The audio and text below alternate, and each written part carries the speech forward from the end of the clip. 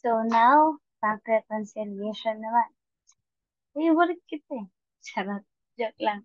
So sa bank reconciliation, it is the process of matching the cash balance per bank with the cash balance per book. So dito, meron lang tayong isang formula. I mean, dito lang sa format na to, iikot lahat ng mga nasagot na natin problems for this video. Or una, hanapin natin ay identify natin yung adjusted balance kung available.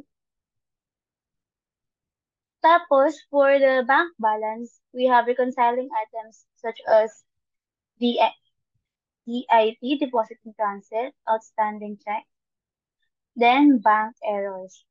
Next, book reconciliation items naman, we have credit memos, debit memos, and bank errors then.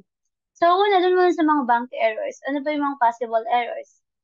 Sa bank errors, possible dyan is yung maki-credit or madi-debit sa'yo ng bank, yung para naman pala sa ibang accounts or ibang accounts or customer nila. Possible yun. Well, dito naman sa book errors is madalas ako nakaka-encounter yung mga typographical errors. Halimbawa, 59,000 yung dapat i-record, tapos 5,900 lang yung nakalagay sa book, ganun. So, dito naman tayo sa ba? Deposit in transit. Yung mga deposit in transit, lagi silang add sa bank balance. Ano ba yung mga deposit in transit? For example, nakalimutan ko sabihin na yung bank reconciliation, most of the time, monthly siya ginagawa ng isang company. So, balik tayo dun sa kanina. Yung deposit in transit, ang example nito is, halimbawa, magche-check ako ng magche-check ako ng 4 December 31, 2023. Nagpasok ako ng check from the customer ng December 29, 2023. Siyempre, na-record ko na sa book yun before ko pa ipasok sa bangko. Pero dahil nga holiday or weekend, hindi siya nag-reflect dun sa bank. That is deposit in transit. Yun yung mga na-record mo na sa book, pero hindi pa siya nagre-reflect sa bank natin. Ngayon, outstanding checks. Ang outstanding checks naman, tumutukoy siya sa mga cash disbursements na na-record na ganun din, na-record na sa book, pero hindi pa na-record sa bank.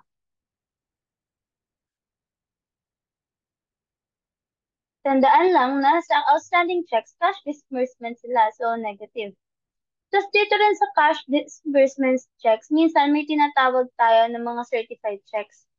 Or kaya kapag nakakita kayo sa problem na nakalagay, accepted or certified yung isang outstanding check, ima-minus nyo siya doon sa total ng mga outstanding check na kailangan yung i-adjust para sa bank balance.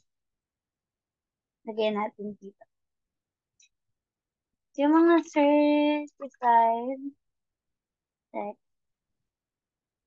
certified checks,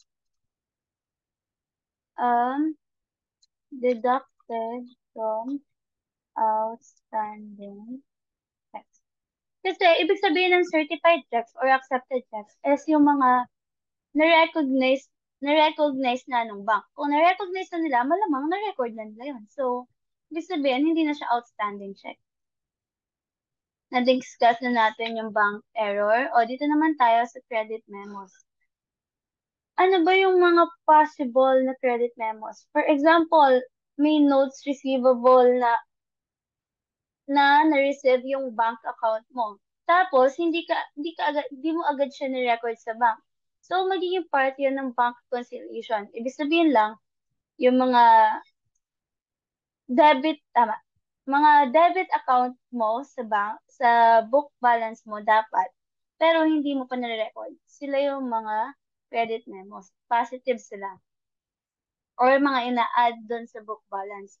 Debit memos, kadalasan to mga NSF check. For example, ni-record mo na sa book na nagbayad yung isang customer. Example dito is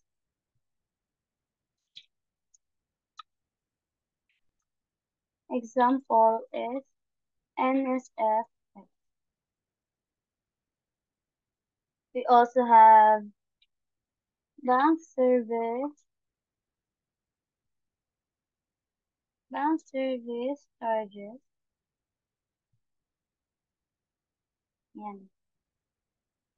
Paano naman to? Ito naman yung mga na-deduct possible ang possible situation dito is na-deduct na ng bank dun sa account mo, pero hindi mo pa na-deduct doon sa book balance mo.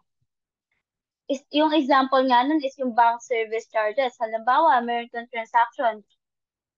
kang naging transaction, tapos, syempre, matik yun kung bank transaction siya, magkakaroon ka ng bank service charges and may record yun sa bank. Pero possible na hindi mo nakita yung bank service charges na yun, then malalagay siya as debit memo. Ito yung mga dinededuct natin sa book balance. And as a check, balik tayo dun sa example ko kanina. For example, nag-record ka na binigyan ka ng check-in ng customer mo, pambayad sa account niya. Ngayon, ni-record mo na sa book yon as debit accounts receivable, debit cash, credit account receivable. Kaso, pagdating sa bangko, nalaman nila na tumalbog yung cheque. So, dahil ngayon din ni-record ng bangko yon, dapat ililes mo din siya doon sa book balance mo. So, back errors na pag-usapan na natin. Now, natapos na tayo dito sa mga dapat yung sa mga terms or theories na dapat yung malaman sa bank reconciliation. Pumunta na tayo sa problem. Yan. So, dito naman tayo sa first problem natin. Discuss natin ngayon yung dalawang problems na yan.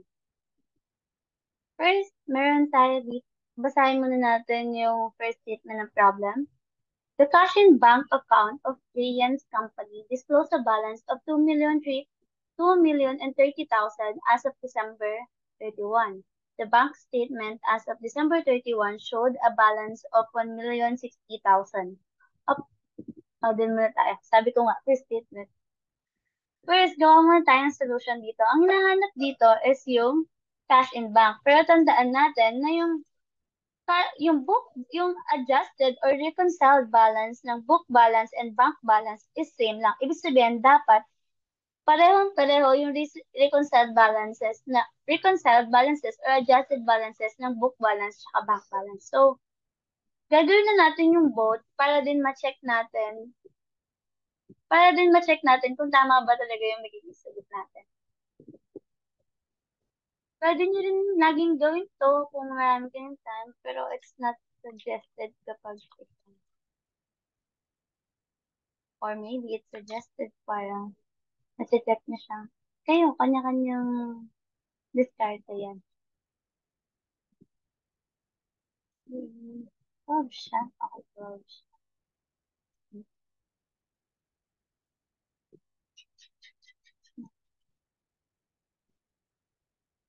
Gawin ko lang yung format natin para pagsimula na tayo mag-analyze ng problem. Unadjusted balances. Adjusted balances.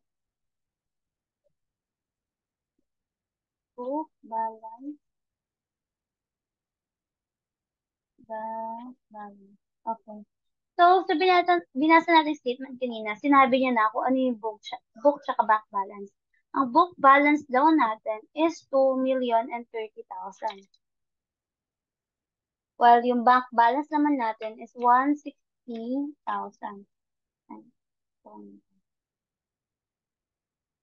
Ngayon, isa-isahin natin lahat ng items dito sa problem. First, the company's account was charged on December 26 for a customer's uncollected check amounting to 300,000. This is a debit memo. Probably, kagaya ng example natin kanina, probably NSF check siya. Debit memo. Ang debit memo, kagaya ng yung format na pinakita ko sa inyo, always na negative or a deduction. So, minus 300,000. Ayan, kasi nagkaroon ng, ay halampang example dito, kagaya ng sinabi ko kanina na nagbigay ng cheque yung customer, tapos hindi naman, uncollectible pala yung check. Ay, yun pala mismo. Uncollectible check pala yung binigay niya. Okay, sana kanyang kadali lahat. Okay, ito. At a 2-month, 17%, 600,000 customers note dated on October 25, discounted on November 25, was dishonored on December 25, and the bank charged the company of 620,000, which included a protest fee of 20,000. Okay, mukha lang siyang complicated, pero mag-focus tayo dun sa sinabi niya na dishonored check daw siya. Dishonored check. So, kaya nung kanina, it is a, this is a kind of debit memo. And ang sinerge daw sa atin ng bank is 620,000. Bakit? Yung 600,000 na customer note plus yung protest fee na 20,000. Kasama yun. Next fee. A customer's check for 154,000 was entered as 145,000 by the depositor. So, this is a book error. Kagaya ng sinabi ko kanina na probably a typographical error.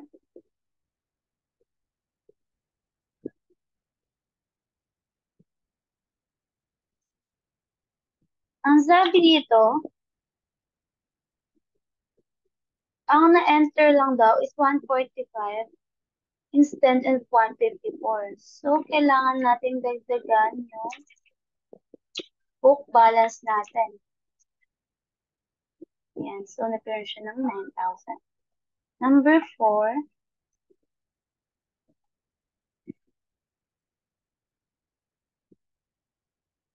so, dalawang entry sila. Cash disbursement. Okay, basahin ko. Check number 124 for 100, check number 142 for 124,250 was entered in the cash disbursement journal as 122,450, and check number 156 for 32,000 was entered as 329,000. Laki ng ginawa ng expense. Tapos ng book error. Ang una nating book error is tataasan natin yung expenses kasi cash disbursement siya. Mababa yung, dun sa unang check, mas mababa yung cash disbursement na na-record mo kesa dun sa actual expenses. That's why, kailangan pa nating mag-deduct dun sa book balance. So, 122,450 minus 124,250,000, 250 is equals to negative 18,000. Next, dito naman.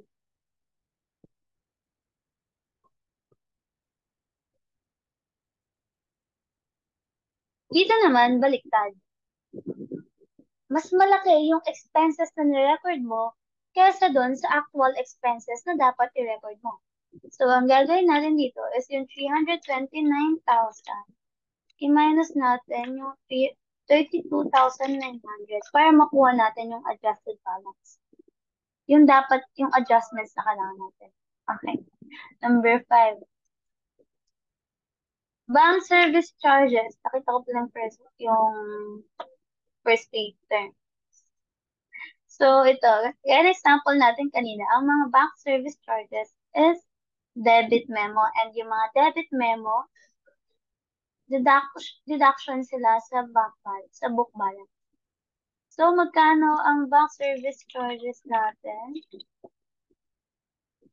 Service charges is negative 1,800. 300. Okay. Error.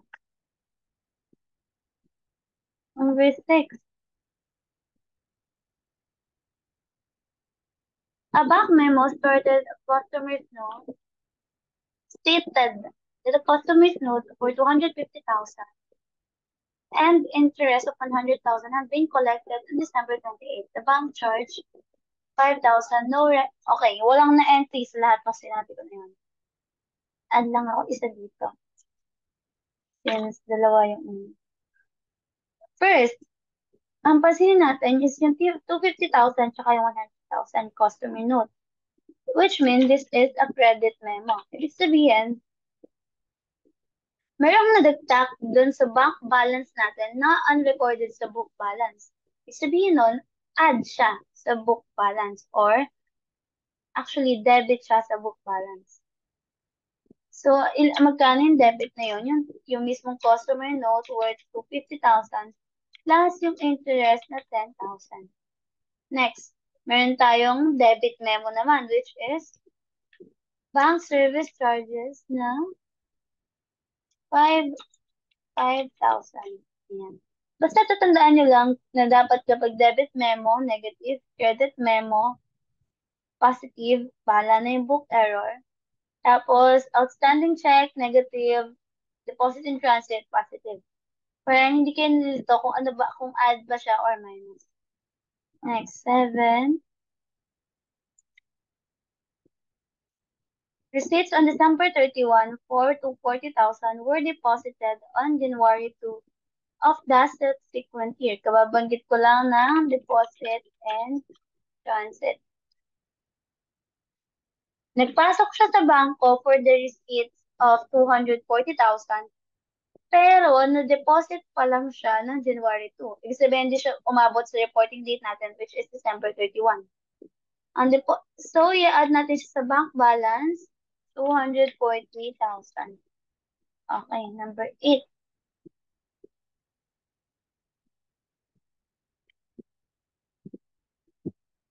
Dito.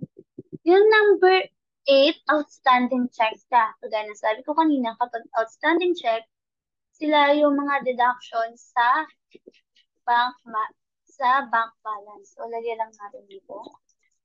Outstanding check. So, lahat to outstanding check, pero hindi lahat yan i-deduct natin sa bank balance. Bakit? Kasi sabi dito, yung 100, yung check number 143 is a certified check. Kagaya ng binanggit ko kanina, yung certified checks, deducted sila sa mga outstanding checks. Bakit? Kasi nga, na-certified na sila ng bank, na-credit na sila ng bangko. So, add natin lahat ng outstanding. Meron tayong 370. Minus natin yung certified check na 20,000. Meron tayong 350,000. Another pa pala na hindi kasama sa outstanding checks is yung mga stale checks. Binanggit natin yan sa discussion ng cash and cash equivalents.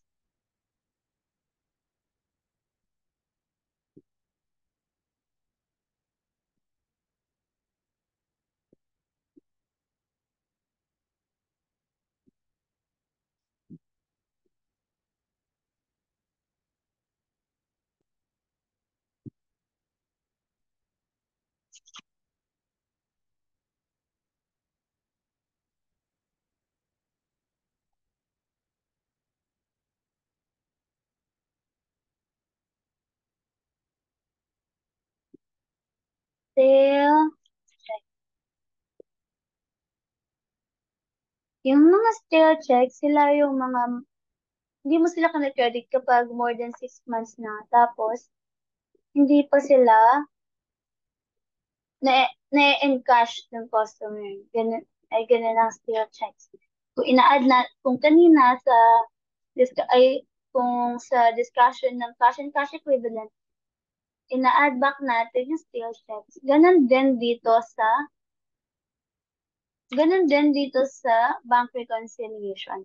Bale, hindi siya kasama sa mga outstanding checks. Kasi isa pang tawag sa stale check is long outstanding checks. Ayun. Pero parang wala naman ata ako na-encounter na mayroong stale check. Pero just in case. Okay, balik tayo dun sa problem. Number 9 na tayo.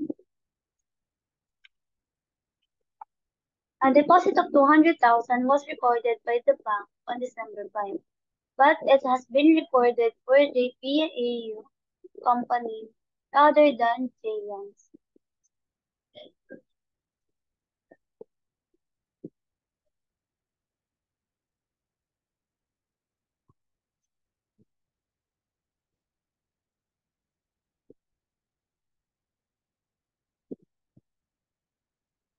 Okay, our first bank error for this problem. Anong nangyari dito? Na-depositan daw tayo ng bangko ng 200,000. Pero sa ibang account dapat yun. Sa JPA, yung Aegean's company tayo. So, i-minus natin yung 200,000. Next. Petty cash of 100,000 was included in cash and bank balance, or cash and bank balance is a book account. So, ang nangyari dito, nalagay sa cash and bank yung petty cash, cash on hand yun. So, yung PCF, this is a kind of book error. Maminusan natin ng 100,000.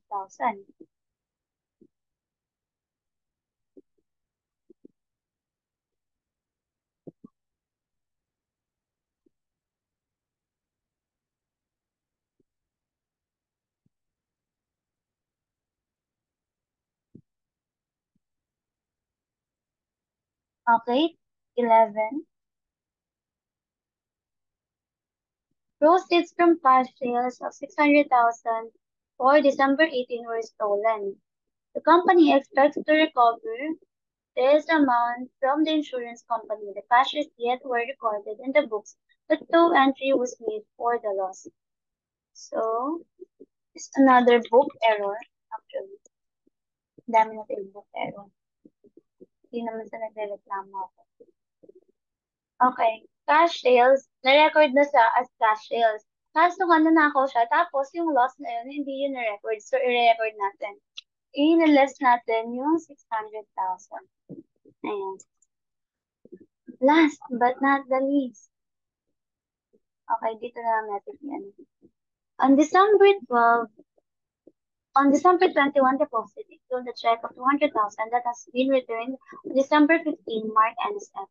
JS Company has made no entry upon return of the check. The deposit of the check on December 21 was recorded at cash receipts. So, re-deposit siya. Ibig sabihin, nireject na nga nung bangko nung una, tapos nire-deposit pa ulit. Tapos, NSF check naman talaga siya ng first deposit pa lang. Sa maikling salita, NSF check ulit siya. Ibig sabihin, nakapag-record na tayo sa book na debit cash siya, credit accounts receivable. Kaso, hindi siya ni-recognize ng bank or ni-record ng bank kasi nga tumalbog yung check na binigay sa atin. So, for NSF check, this is an example of debit memo. So, inilist natin yung 200,000. Okay, moment of truth. 750,000. Kaya, natin lang.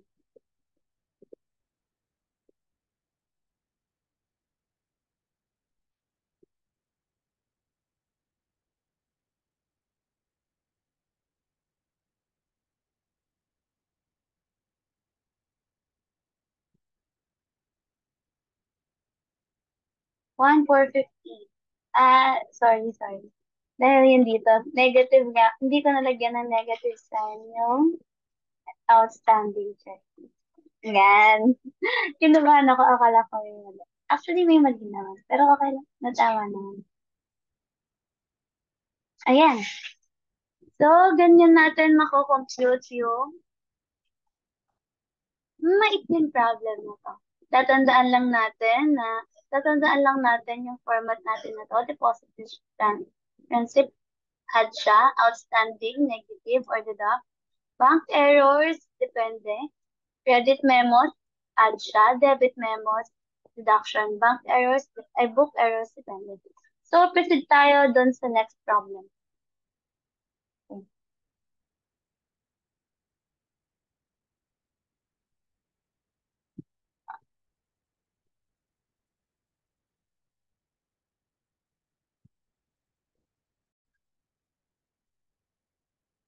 So, dito na tayo sa next problem natin. In preparing its bank reconciliation on December 31, 2023, Agapay Company made available the following information. Bank balance or bank ay balance per bank statement of 450,000, deposit in transit, outstanding check, bank error, debit memo, check drawn, um, and this is another bank error. Sige, analyze ulit natin mamaya yan. First, ang question, ang hinahanap natin is yung adjusted balance. Next, yung unadjusted balance ng book. Kasi as you can see, ang binigay lang dito is yung bank balance. Net is yung net increase or decrease. First, copy ko muna to here. Ayan.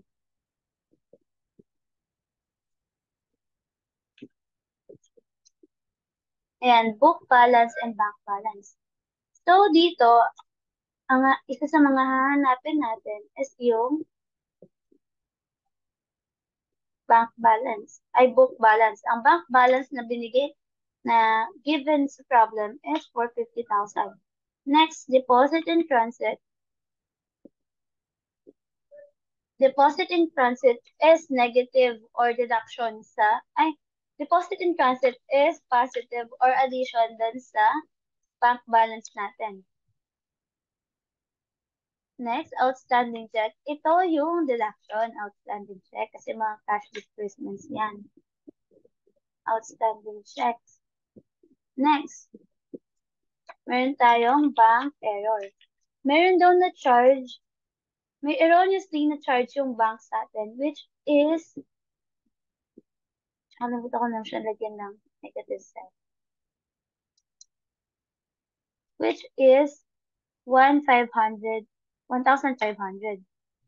So, add back pala siya. Dahil nga, na-deduct siya sa atin, i-add back natin.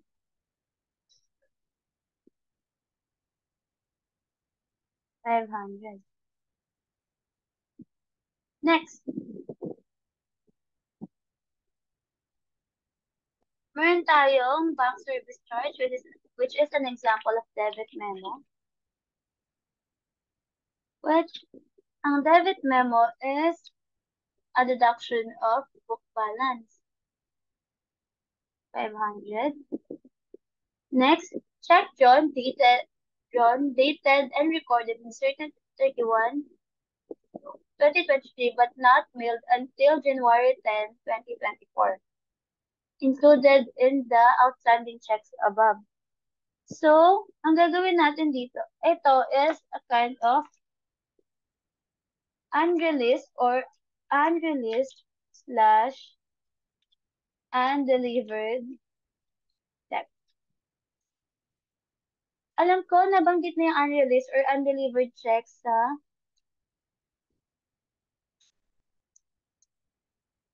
discussion ng cash and cash equivalent, pero hindi natin siya na-illustrate. So, illustrate na lang natin dito. Yan. Ang sabi dito, recorded siya noong December 31. So, ang pagkaka-record dyan is accounts payable ng 12,000. Then, cash and bank na 12,000. Ngayon, na-record din yan sa bank. Ay, tama, nalagyan, ay, kasama yan dun sa mga outstanding checks. So, mamaya i-work back din natin yan. Ngayon, dahil nga unreleased or undelivered check to, ibig sabihin, may control pa rin tayo dun sa 12,000 na to. Which also means na kailangan natin siyang i-reverse. Kailangan natin i-reverse yung journal entry na yan. So, gagawin natin siyang cash and bank, accounts payable ng 12,000. Ayan. Again, kapag sa reporting date, dahil nga controlled pa natin yung 12,000 na to, hindi pa siya na-release. So, probably, pwedeng hindi na, pwedeng possible na in the future, hindi mo na natin agad ibigay or meron tayong adjustment na gawin. That's why, yung 12,000 na to, i-add back ulit natin siya sa cash account natin. And dahil sinabi na part 2 ng outstanding check, babawasan ngayon natin yung outstanding check natin. Talit na 72,500. Babawas natin yung 12,200 na to. Next, and last but not least, check of errors company charged by bank to the account of Agape Company. So, binawasan naman daw ng bank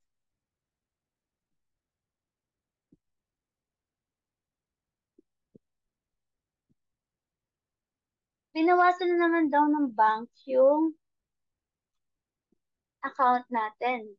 Kahit na dapat kay Eros Company yun. So, lagay natin dito, Bank Eros to 10,000.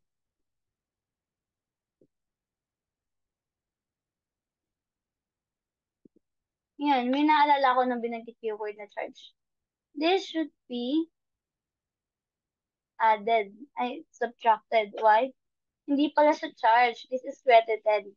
Ibig sabihin, yung credited na to, credited sa atin ng bank sa perspective nila, which means, erroneously dinagdagan ng bank yung account ni Agape. Dahil mali yung pagkaka-add na yun, syempre, i-deduct natin kung ano man yung in-add ng bank na yun, which is 1,500.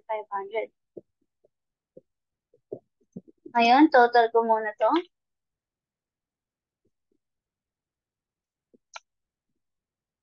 Ayan. Ngayon, iyan yung ating adjusted balances. So, para makuha natin yung unadjusted book balance, kailangan lang i-copy muna natin to since lagi nga pareho yung adjusted ng bank balance at book balance. Saka tayo ngayon mag-work back. 406,000. Naka-add to, so minus 12,000. Tapos, add back naman natin yung 500,000. So, meron tayong 444,500. So, pag in-add natin dito yan, dapat same lang dun sa 456. Ayan. So, ito na ngayon yung sagot natin sa number 2. Well, ito naman yung sagot sa question number 1.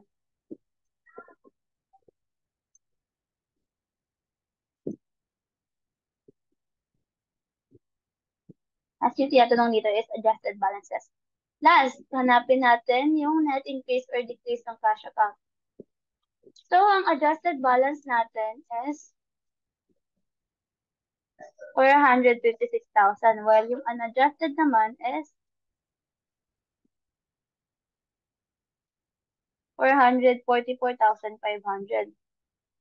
Ipag subtract lang natin yung dalawa na yan, makukuha natin yung 11,500 positive, or kapag mas mataas yung account balance kesa dun sa pag mas mataas yung adjusted balance kesa dun sa unadjusted balance, syempre net increase siya. Likewise, vice versa, kapag mas mataas naman yung adjusted balance kesa dun sa mas mataas naman yung unadjusted balance, the adjusted balance means net decrease siya. So another way para i-check yung net decrease or increase or decrease is ipag-add or subtract lang natin yung dalawa.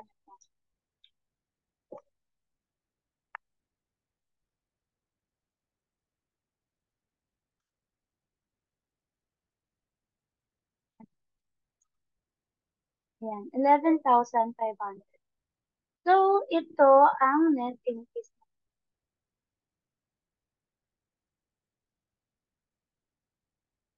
And that would be all for bank reconciliation.